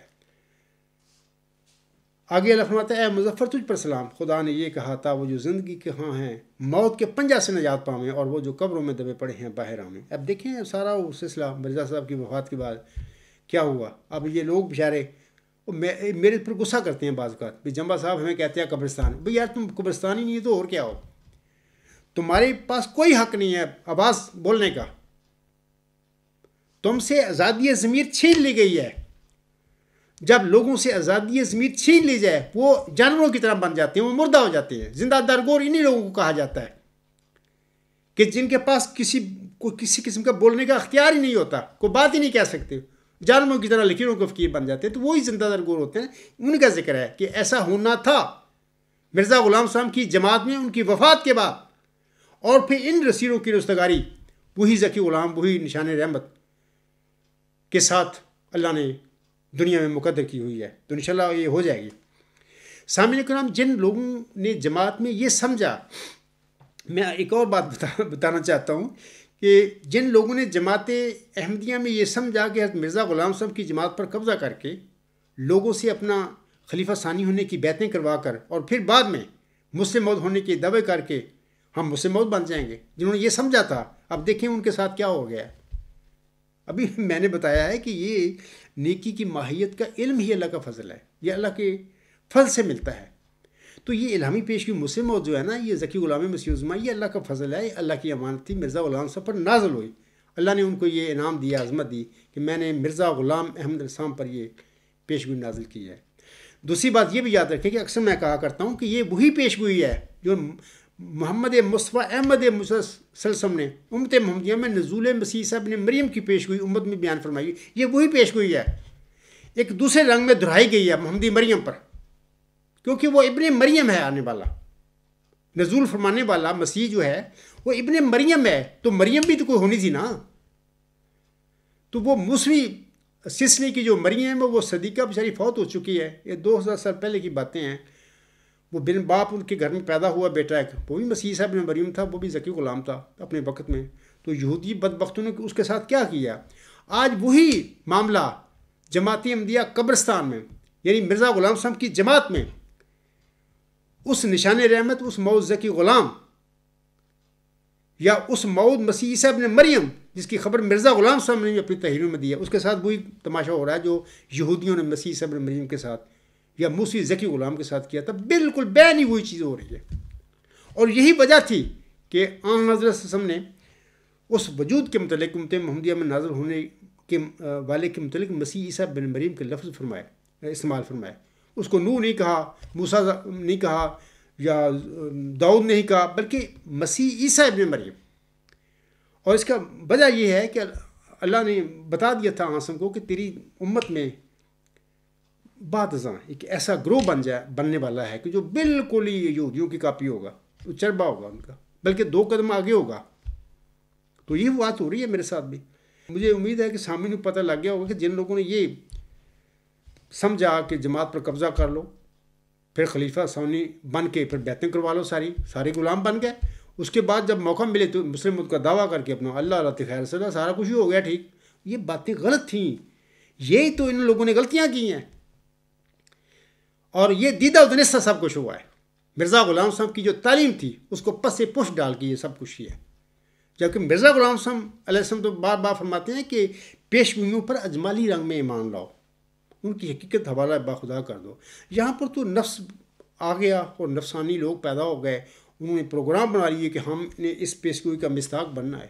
تو ظاہر ہے جب مصداق بننے کے فیصلے ہو جائیں اپنے اندر من میں، تو پھر جماعتوں پر قبضے بھی ہوتے ہیں، تو پھر بیعتیں بھی کرواتے ہیں لوگ پھر بن کے، جن میں ہم خلیفہ ثانی بن گئے ہیں. پھر وہ موقع ملنے پر دعوے کر دیتے ہیں جھوٹی نفسانی خوابوں کی بنیاد پر. تو یہ تماشے ہوئے ہیں یہ مسلم موت بننے کے لیے، جبکہ مسلم موت اللہ بنایا کرتا ہے. یہ اللہ کا فضل ہے، وہ جس کو چاہے بخش دے، یہ اس کا کام ہے. تو میں وہ جو سقراط نے کہا ہے نا کہ یہ جو نیکی کی ماہیت ہے اس کا علم تو اللہ کا فضل ہی ہوتا ہے، یہ اللہ کے فضل کے ذریعے ملتا ہے، یہ نہ ٹیچنگ سے ملتا ہے نہ بائی نیچر ملتا ہے. تو اس کا ثبوت مرزا غلام احمد کی تحریروں میں ملتا ہے. انہوں نے بھی اسی بات کی تصدیق فرمائی ہے کہ سقراط نے جو کہا تھا سچ کہا تھا، اور میرے ساتھ جو کچھ ہوا ہے سچ ہوا ہے. تو میں ان کا یہ حوالہ پڑھتا ہوں. یہ آپ علیہ السلام کی کتاب ہے اسلامی اصول کی فلسفی، روحانی خزائن، جلد 10 صفحہ 441 پر الفاظ ہیں. حضور صلی اللہ علیہ وسلم فرماتے ہیں، اے عزیزو، اے پیارو، کوئی انسان خدا کے ارادوں میں اس سے لڑائی نہیں کر سکتا. یقیناً سمجھ لو کہ کامل علم کا ذریعہ خدا تعالیٰ کا الہام ہے. اے میرے احمدی بہنوں، بھائیوں اور بزرگوں، سمجھو میں کیا کہہ رہا ہوں آپ لوگوں کے آگے. یہ جو کہتا ہوں ورچوئس گاڈ الہام ہوا مجھ پر، یہ اعلیٰ انتہائی ہمگیر نظریہ ہے. وہ نیکی جس کو سقراط میں علم قرار دیا تھا وہ اعلیٰ انتہائی ہمگیر حق ہے، نہ کہ کوئی نیک فعل یا کوئی نیک کام کے مفہوم میں اس نے استعمال فرمایا تھا. یہ ساری الہامت باتیں ہوئی ہیں مجھ پر، مجھے غیب سے اللہ نے بتایا سب کچھ. حضور صاحب فرما رہے ہیں، پھر میں پڑھتا ہوں، یقیناً سمجھ لو کہ کامل علم کا ذریعہ خدا تعالیٰ کا الہام ہے جو خدا تعالیٰ کے پاک نبیوں کو ملا. پھر بعد اس کے اس خدا نے جو دریائے فیض ہے یہ ہرگز نہ چاہا کہ اس الہام کو مہر لگاوے اور اس طرح پر دنیا کو تباہ کرے، بلکہ اس کے الہام اور مکالمے اور مخاطبے کے ہمیشہ دروازے کھلے ہیں. سامعین کرام، سقراط نے فرمایا ہے کہ نیکی کی ماہیت کا علم ملنا صرف اللہ تعالیٰ کا فضل ہے.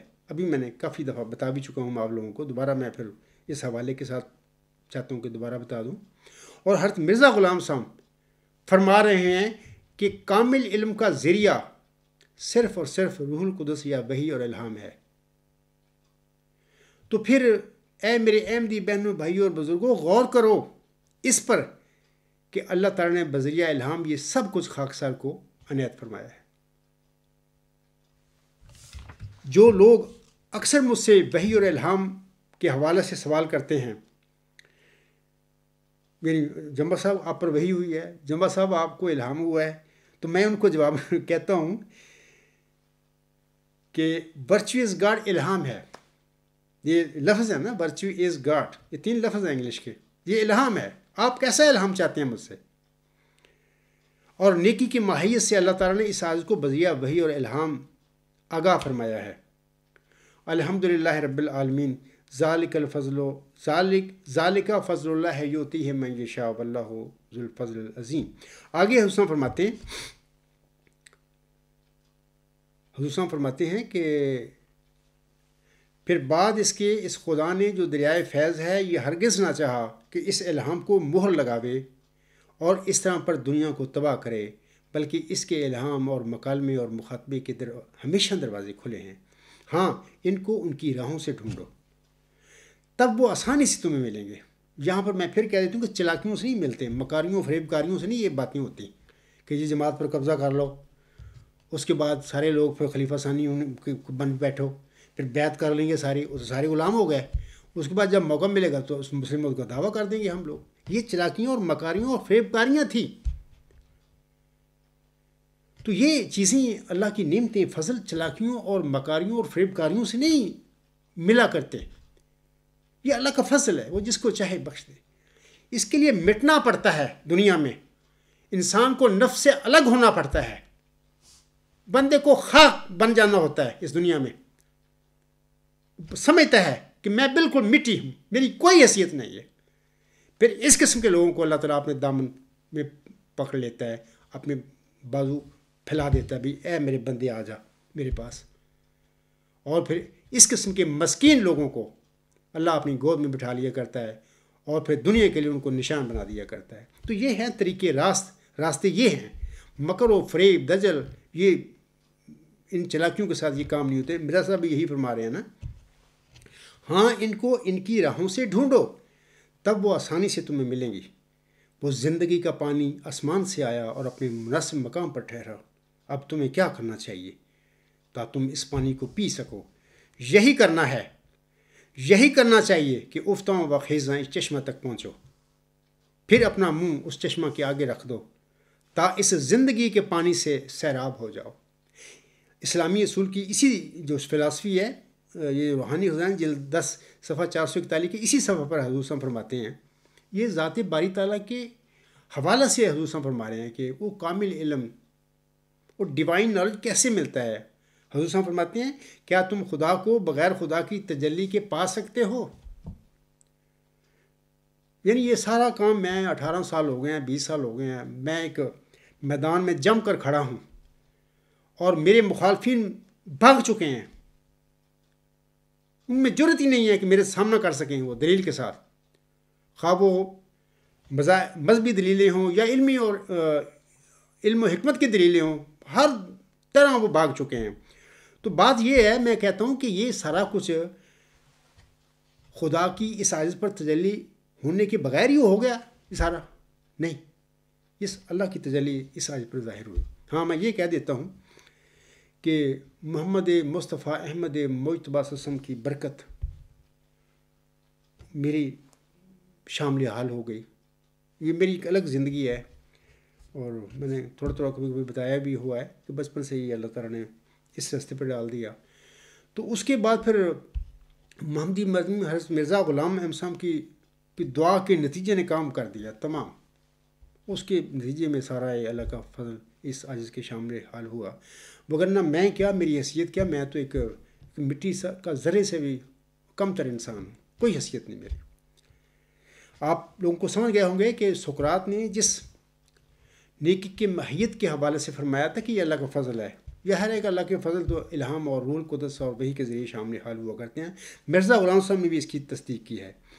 اب آخر پر حکم و عدل امام مہدی و مسیح موعود علیہ السلام، امتی نبی اور مسیل مصطفیٰ احمد مجتبیٰ صلی اللہ علیہ وسلم حضرت مرزا غلام احمد صاحب کی ایک نصیحت بطور خاص احمدیوں کے لیے اور بالعموم تمام مسلمان بھائیوں اور تمام بنی نوع انسان کو پڑھ کر میں سنانا چاہتا ہوں۔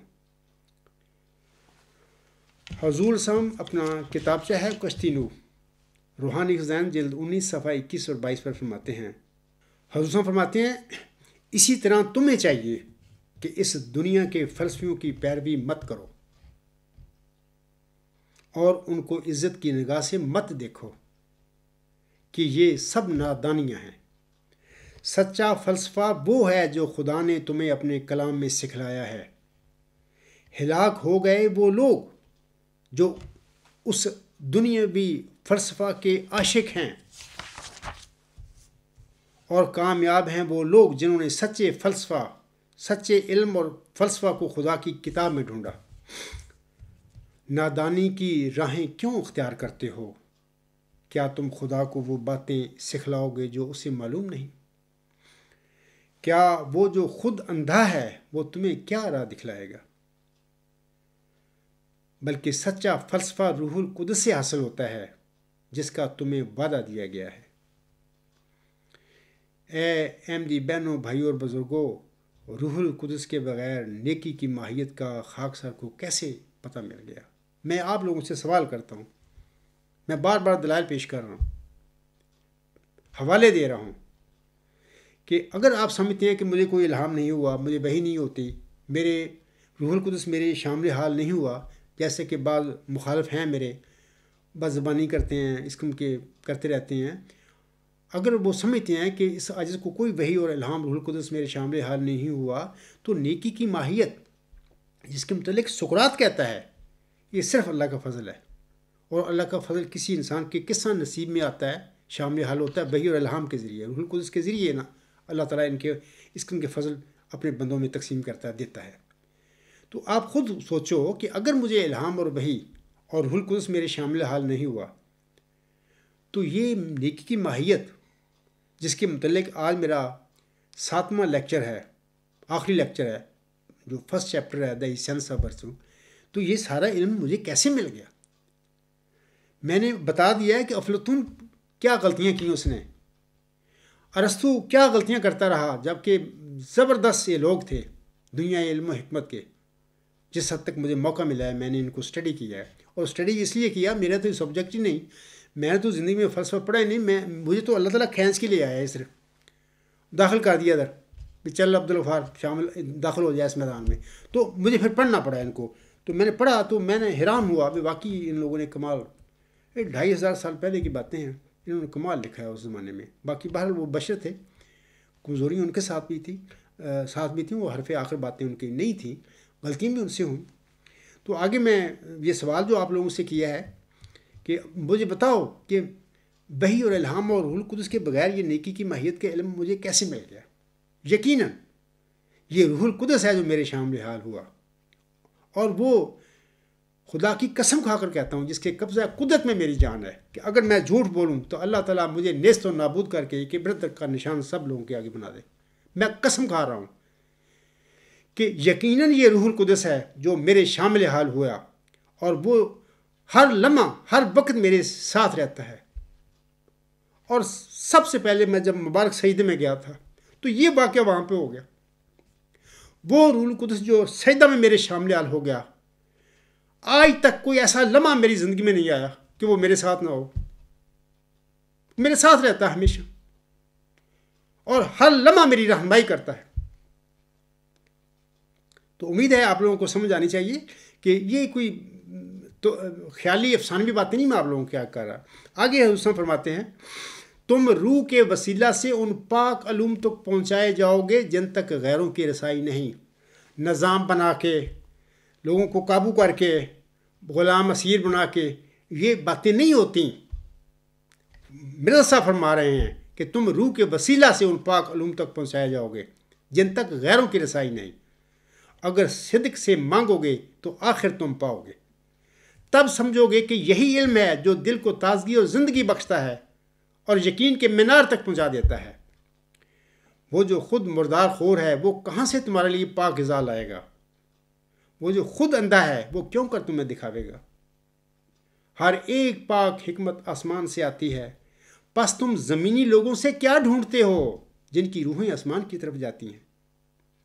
وہی حکمت کے وارث ہیں جن کو خود تسلی نہیں، وہ کیوں کر تمہیں تسلی دے سکتے ہیں؟ مگر پہلے دلی پاکیزگی ضروری ہے، پہلے صدق و صفا ضروری ہے، پھر بعد اس کے یہ سب کچھ تمہیں ملے گا۔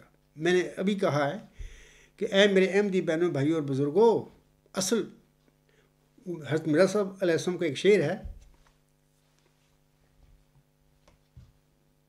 جو خاک میں ملے اسے ملتا ہے وہ آشنا، اے آزمانے والے یہ نسخہ بھی آزما۔ میں اپنے احمدی بہنوں، بھائیوں، بزرگوں سے درخواست کروں گا، آپ احمدی ہیں، احمدیوں کے گھر پیدا ہوئے ہیں، میں زندہ نشانی آپ لوگوں گواہ ہیں، موجود ہوں مرزا صاحب کی ان باتوں کا، اس شعر کا، کہ جو خاک میں ملے اسے ملتا ہے آشنا، اے آزمانے والے یہ نسخہ بھی آزما۔ تو میں تو بچپن میں اللہ نے اپنی آغوش میں لے لیا اور ان راہوں پر چلایا۔ اللہ نے مجھے ہمیشہ ادھر سے رہنمائی ملتی رہی۔ تو نہ میں کسی بڑے مذہبی گھرانے میں پیدا ہوا، نہ کوئی عالم علماء و فضلاء کے خاندان میں پیدا ہوا، ان پڑھ امی ایک میرے والد صاحب ایک کاشتکار تھے، تو ان جنگل میں پیدا ہوا۔ تو یہ ان راہوں پر خدا نے چلا دیا مجھ پر، مجھے حوصلہ ہمت دی کہ اے غفار مٹ جا، اور جب تم مٹ جائے گا تو تم میرے گود میں آ جائے گا۔ تو ویسے ہی ہوا۔ تو میں سچے دل سے ان راہوں پر چلتا رہا۔ تو ایک دن آواز آ گئی کہ اے عبدالغفار، کہ تو کسی کے پاس جا کے آپ اپنی علم کے مکمل کرنے کے لیے مالی مدد کے لیے نہ جانا، میں تجھے اپنی جام میں رجسٹر کرتا ہوں، اور اب میں تجھے علم دوں گا تو دنیا کو لاجواب کر دے گا۔ تو یہ باتیں ساری میں مرزا طاہر کو دوسرے خط میں لکھی ہوئی ہیں۔ تو بہرحال وہ ان میں تکبر بڑا تھا، وہ میرے جیسے کمزور انسان دنیا میں چلنے پھرنے والے بندے کی وہ بات کو کیسے وہ غور کرتے، وہ تو ہوا میں آسمانوں پہ اڑ رہا تھا نا۔ تو بہرحال میں نے یہ ساری چیزیں ان کے آگے لکھ دی تھیں۔ تو میں پھر کہوں گا اپنے بہنوں بھائیوں اور بزرگوں کو کہ سب کچھ آج بھی یہ نعمتیں ملتی ہیں، یہ ان کے خزانے بند نہیں ہو سکتے قیامت تک، کیونکہ انسان نفسوں کے ساتھ پیدا ہوتے ہیں، نفس انسانوں کو گمراہ کرتا ہے۔ ہاں مجھے بتاؤ کہ اگر کوئی ایسا وقت دنیا میں آ گیا کہ لوگ نفس کے بغیر پیدا ہونے شروع ہو گئے، یعنی وہ فرشتے ہوں گے نا، تو پھر میں کہوں گا کہ بالکل ختم نبوت، ختم مجدد، پھر سارے ٹھیک ہے، کسی نبی کی ضرورت نہیں، کسی مجدد آنے کی ضرورت نہیں، اللہ کو ضرورت نہیں پڑے گی کس کو مبعوث کرنے کی، کیونکہ کوئی جرم ہی نہیں ہونا، کوئی گمراہی نہیں پھیلنی، کیونکہ نفسی کی نہیں ہے۔ جب تک لوگ انسان نفسوں کے ساتھ پیدا ہوتے رہیں گے، یہ نبی اور رسولوں کا سلسلہ اس وقت تک جاری رہے گا۔ تم کیسے بے علم لوگ ہو، کیسے ختم نبوت کے دعوے کرتے پھر رہے ہو، ختم مجددی کے ڈھونگ رچاتے پھر رہے ہو۔ آگے میں پڑھتا ہوں حضور صلی اللہ علیہ وسلم کی تحریر۔ حضور صلی اللہ علیہ وسلم فرماتے ہیں، حضور صلی اللہ علیہ وسلم فرماتے ہیں جن کو خود تسلی نہیں وہ کیوں کر تمہیں تسلی دے سکتے ہیں، مگر پہلے دلی پاکیزگی ضروری ہے، پہلے صدق و صفا ضروری ہے، پھر بعد اس کے یہ سب کچھ تمہیں ملے گا۔ یہ خیال مت کرو کہ خدا کی وحی آگے نہیں بلکہ پیچھے رہ گئی ہے، اور روح القدس اب اتر نہیں سکتا بلکہ پہلے زمانوں میں ہی اتر چکا۔ اور میں تمہیں سچ سچ کہتا ہوں کہ ہر یک دروازہ بند ہو جاتا ہے، مگر روح القدس کے اترنے کا کبھی دروازہ بند نہیں ہوتا۔ یہ تمہارے نام نہاد خلیفے تو یہ ہر چیز بند کر کے بیٹھ کے ہیں۔ اب تمہیں کس مقام تک ان لوگوں نے پہنچا دیا؟ یہ مرزا غلام صاحب کو ماننے والے لوگ ہیں، ان کی اولاد ہے۔ مرزا غلام صاحب کیا فرما رہے ہیں، یہ کیا کرتے پھر رہے ہیں؟ تمہیں ابھی بھی سمجھ نہیں آتی کہ ہمارے ساتھ کیا کھلواڑ ہو گیا ہے؟ مذہب کے نام پر، مرزا غلام صاحب کے نام پر اس کی اولاد کیا کر رہی ہے؟ آگے حسن فرماتے ہیں تم اپنے دلوں کے دروازے کھول دو تب وہ ان میں داخل ہو، تم اس آفتاب سے خود اپنے تئیں دور ڈالتے ہو جبکہ اس شعاع کے داخل ہونے کی کھڑکی کو بند کرتے ہو۔ اے نادان اٹھ اور اس کھڑکی کو کھول دے، تب آفتاب خود بخود تیرے اندر داخل ہو جائے گا۔ جبکہ خدا نے دنیا کے فیضوں کی راہیں اس زمانہ میں تم پر بند نہیں کیں بلکہ زیادہ کیں، تو کیا تمہارا ظن ہے کہ آسمان کے فیوز کی راہیں جن کی اس وقت تمہیں بہت ضرورت تھی وہ تم پر اس نے بند کر دی ہیں؟ ہرگز نہیں، بلکہ بہت صفائی سے وہ دروازہ کھولا گیا ہے۔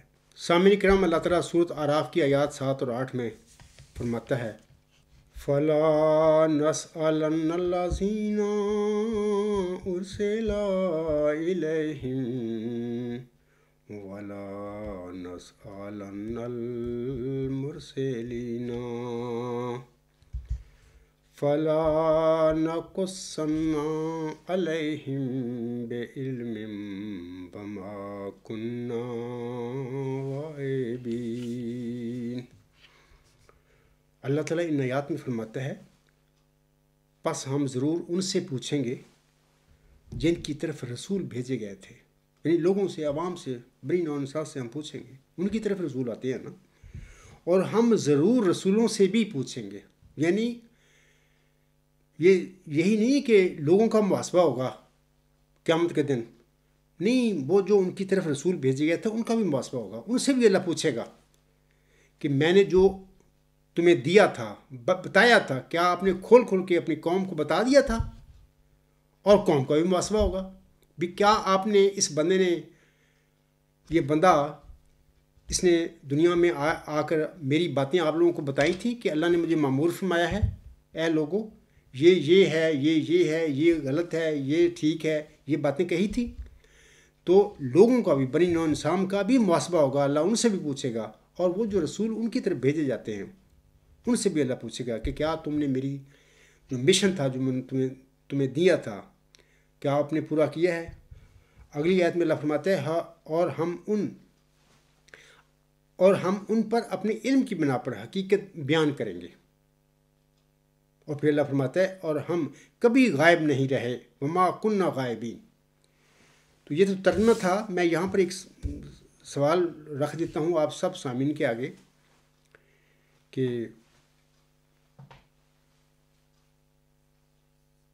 اللہ نے فرمایا ہے، یا اللہ فرماتا ہے ان آیات میں کہ ہم تم سے کبھی غائب نہیں ہوئے تھے. یعنی اللہ تعالیٰ ہر جگہ ہے اور ہمارے ساتھ ہمیشہ رہنے والا وجود ہے. اب سوال یہ پیدا ہوتا ہے کہ وہ وجود جو ہر جگہ پر ہے اور ہمارے ساتھ ہے ہمیشہ، جہاں پر ہم جاتے ہیں وہ ساتھ ہوتا ہے ہمارے، تو وہ وجود کون ہو سکتا ہے؟ آپ بھی سوچیں. تو اس میں آیت میں بھی اللہ فرماتا ہے وما کننا غائبین. تو میں آپ لوگوں کو جواباً کہنا چاہتا ہوں کہ یہی وہ اعلیٰ انتہائی ہماگیر حق ہے، یہی وہ سپریم الٹیمیٹ یونیورسل ٹروتھ ہے، یہی وہ اللہ تعالیٰ کی ذات پاک ہے جو ہمیشہ ہمارے ساتھ رہتی ہے جہاں پر بھی ہم جاتے ہیں. تو اور یہی ہمارا سچا خدا ہے. سامعین کرام، آج کا جو لیکچر ہے میرا 7واں لیکچر ہے.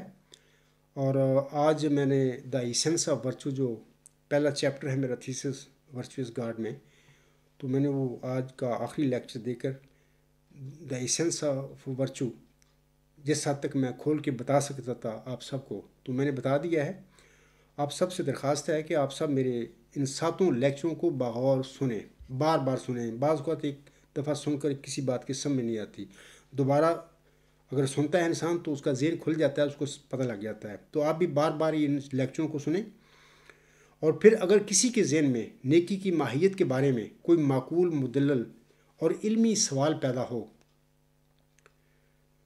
تو خاکسار سچ کا سفر یا پیور ڈسکشن پروگرام کے پلیٹ فارم میں حاضر ہو کر جو بھی سوال آپ لوگوں کے ذہن میں پیدا ہوں گے وہ لکھ لیں اور وہاں تک بھیج دیں. سچ کا سفر کی جو مینجمنٹ ہے یا پیور ڈسکشن پروگرام کی جو مینجمنٹ ہے وہاں تک آپ اپنے سوال پہنچا دیں. تو انشاءاللہ تعالیٰ جب بھی مجھے موقع ملے گا تو میں آپ سامعین کے سب کے سوالوں کا انشاءاللہ تعالیٰ وہاں پر جواب دوں گا.